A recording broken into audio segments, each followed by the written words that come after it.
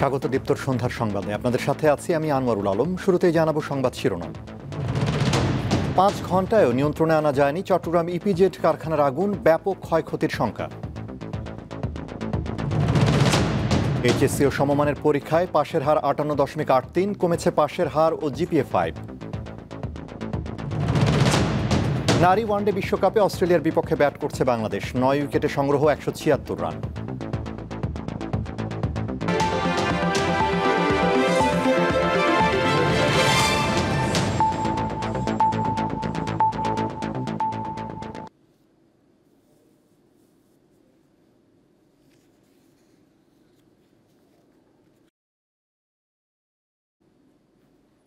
এবারে বিস্তারিত। চট্টগ্রাম রপ্তানি প্রক্রিয়াজাতকরণ এলাকায় সিইপিজেডের একটি ভবনে ভয়াবহ আগুনের ঘটনা ঘটেছে। বৃহস্পতিবার দুপুর 2টার দিকে সিইপিজেডের Adams cap and textile limited নামের ওই প্রতিষ্ঠানে আগুন লাগে। 8তলা ভবনের 7 তলায় চিকিৎসা সরঞ্জাম তৈরির প্রতিষ্ঠানে আগুনের সূত্রপাত হয়, পরে তা 6 তলায় ছড়িয়ে পড়ে।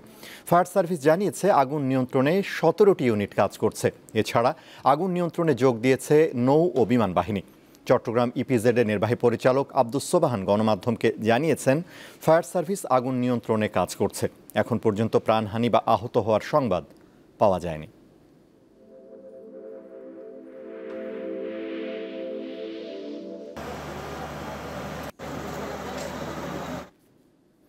এবারের এইচএসসি ও সমমানের পরীক্ষার ফলাফলে ধস নেমেছে।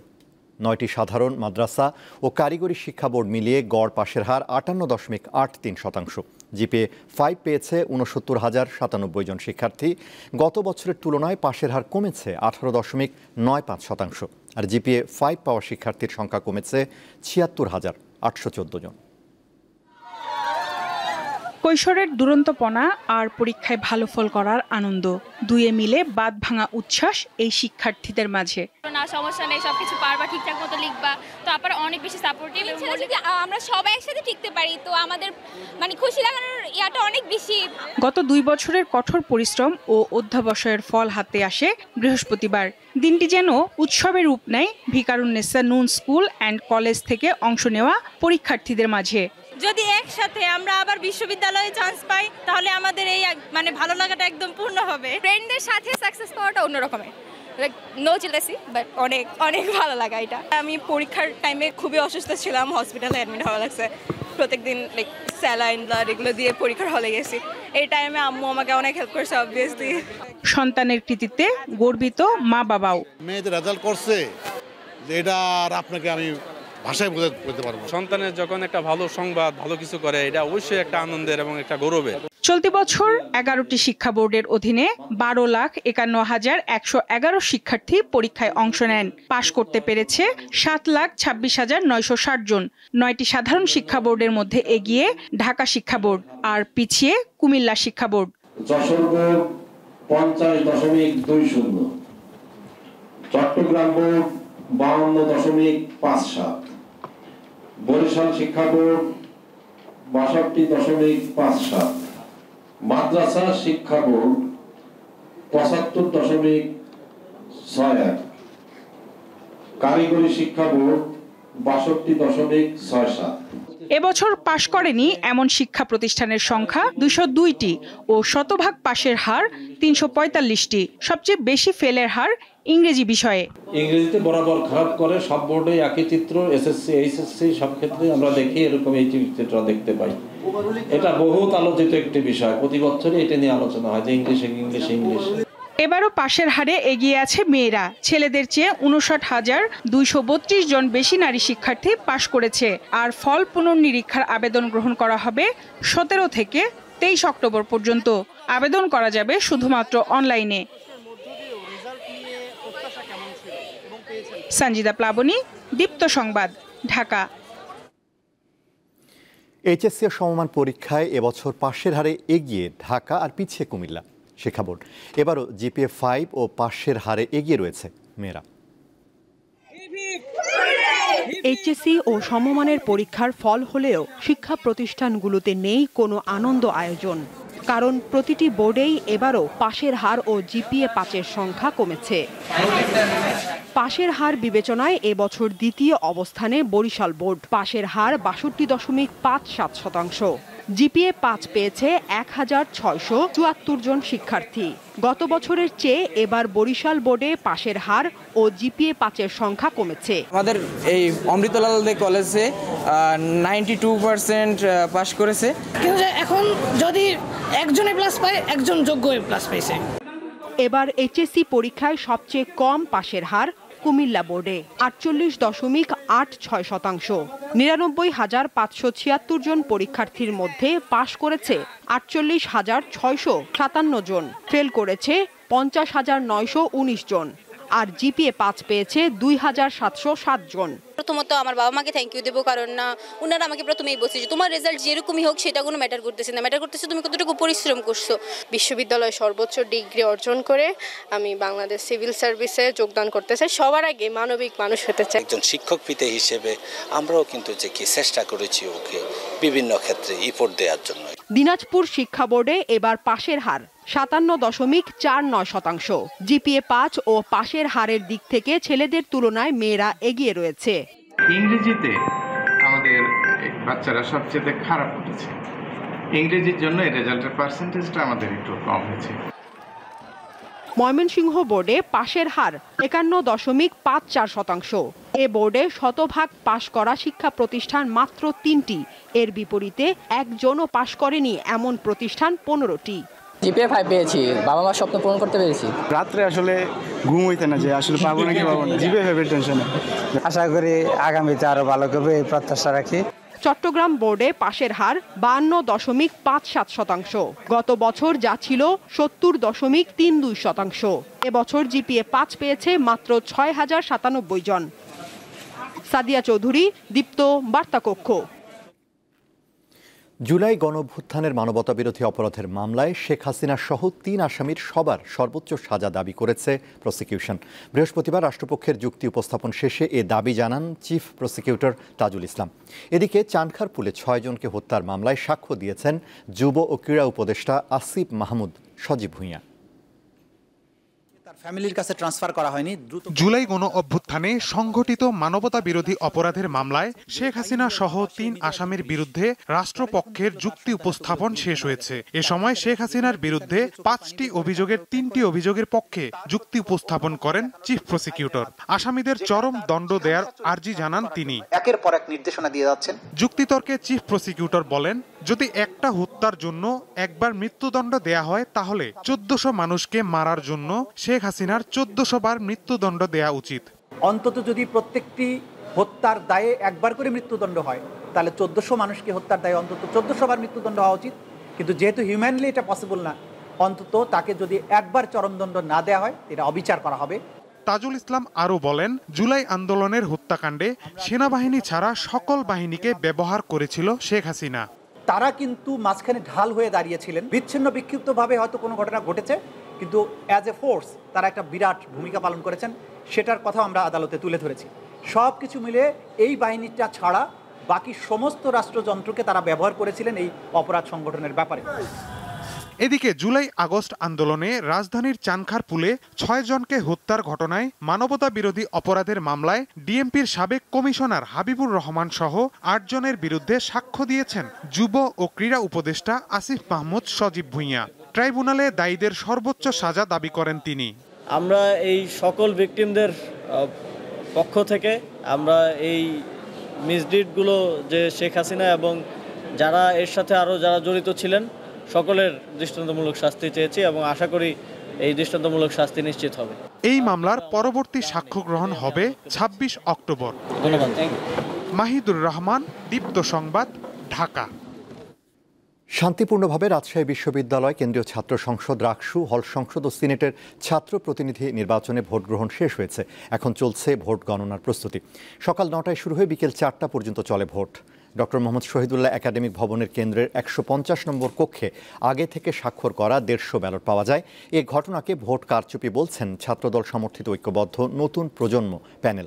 ছাত্রদল সমর্থিত এজেন্টদের অভিযোগ, স্বাক্ষর করা ব্যালট টেবিলের নিচে রাখা ছিল। অবশ্য presiding officer professor doctor Mahbubur Rahman বলেন, বাইরে লম্বা লাইন, ভোট দ্রুত করতে আগে থেকে ব্যালটগুলো স্বাক্ষর করা হয়েছিল। তবে এক্ষেত্রে নিয়মের ব্যত্যয় হয়নি। 9টি ভবনে 17টি কেন্দ্রে ভোট গ্রহণ হয়। প্রায় 29,000 শিক্ষার্থী 3.5 দশক পর তাদের ভোটাধিকার প্রয়োগ করেছেন। দর্শক, রাকসু নির্বাচনের খবর সংগ্রহ করছেন সহকর্মী ইউসুফ আদনান, সরাসরি যুক্ত হচ্ছেন তিনি। ইউসুফ, কখন ভোট গণনা শুরু হতে পারে সে বিষয়ে কর্তৃপক্ষ কি বলছে, আর নির্বাচনী প্রার্থীদের প্রতিক্রিয়া কেমন দেখছেন?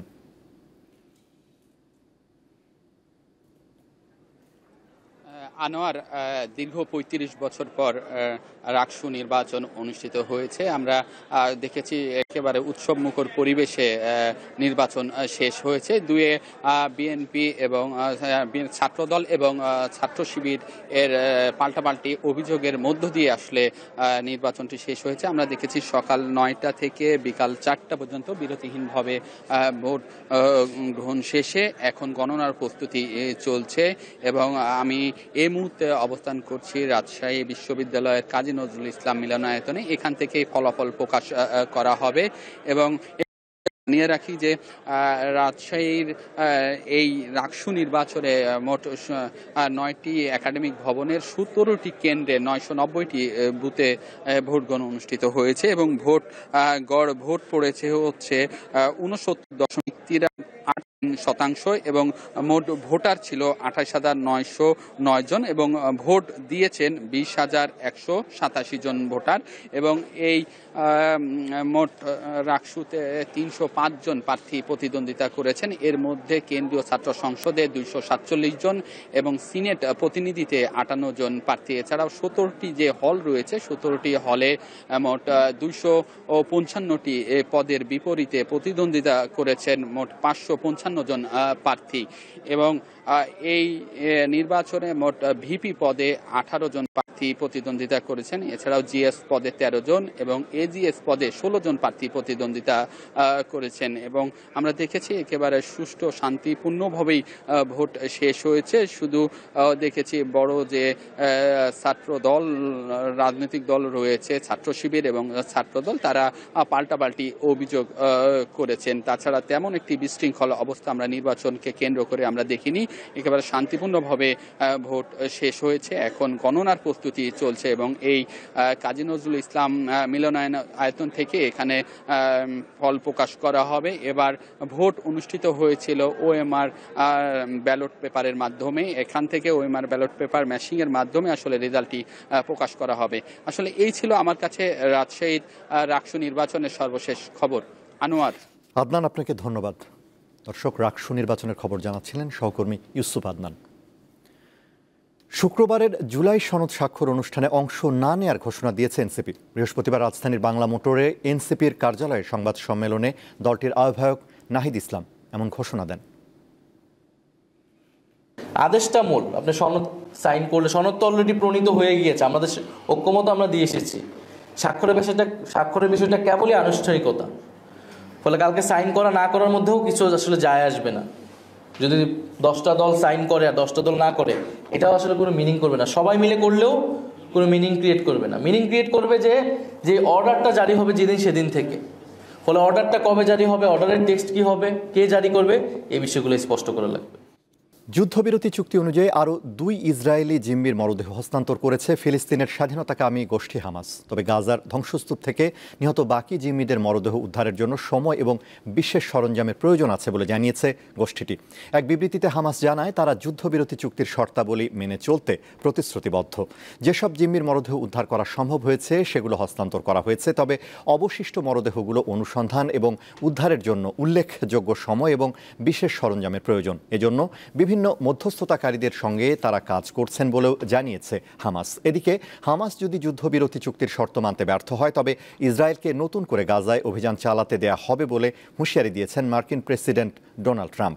বৃহস্পতিবার সিএনএনকে দেওয়া সাক্ষাৎকারে তিনি এ মন্তব্য করেন। ট্রাম্প জানান, হামাসকে অবশ্যই প্রতিশ্রুতি অনুযায়ী মরদেহ ফেরত এবং অস্ত্র জমা দিতে হবে।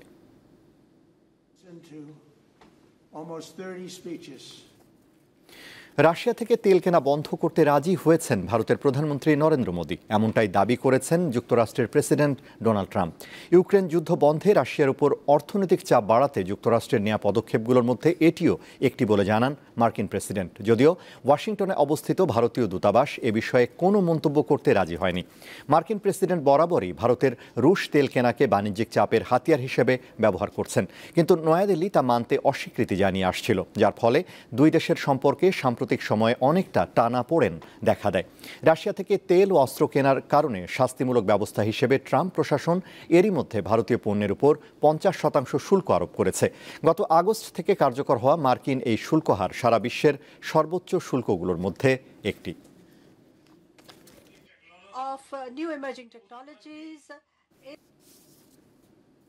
আগামী 15 নভেম্বরে বাংলাদেশে শুরু হবে নারী কাবাডি বিশ্বকাপের দ্বিতীয় আসর। ভারতের বিহার ও হায়দরাবাদে বিশ্বকাপ স্থগিত হওয়ায় টুর্নামেন্ট আয়োজনের সুযোগ পেল বাংলাদেশ কাবাডি ফেডারেশন। 10 দিনের এই টুর্নামেন্ট শেষ হবে 25 নভেম্বর। বিশ্বকাপের প্রস্তুতি ও লক্ষ্য জানাতে বৃহস্পতিবার দুপুরে অলিম্পিক ভবনে আয়োজিত হয় সংবাদ সম্মেলন। অনুষ্ঠানে টুর্নামেন্টের লোগো উন্মোচন করা হয়। 14টি দেশ নিয়ে মিরপুরে শহীদ সোহরাওয়ার্দী জাতীয় ইনডোর স্টেডিয়ামে হবে এবারের বিশ্বকাপ। বাজেট ধরা হয়েছে 10,44,00,000 টাকা। 2012 সালে প্রথম নারী বিশ্বকাপ কাবাডি হয়েছিল ভারতের বিহার রাজ্যের পাটনায়। 13 বছর আগের টুর্নামেন্টে বাংলাদেশের অবস্থান ছিল পঞ্চম। শেষ করব দীপ্তর সন্ধ্যার সংবাদ, তার আগে সংবাদ শিরোনামগুলো জানাবো আরও একবার। 5 ঘন্টায়ও নিয়ন্ত্রণে আনা যায়নি চট্টগ্রাম ইপিজেড কারখানার আগুন, ব্যাপক ক্ষয়ক্ষতির শঙ্কা। এইচএসসি ও সমমানের পরীক্ষায় পাশের হার 58.83, কমেছে পাশের হার ও জিপিএ 5। নারী ওয়ানডে বিশ্বকাপে অস্ট্রেলিয়ার বিপক্ষে ব্যাট করছে বাংলাদেশ, 9 উইকেটে সংগ্রহ 198 রান।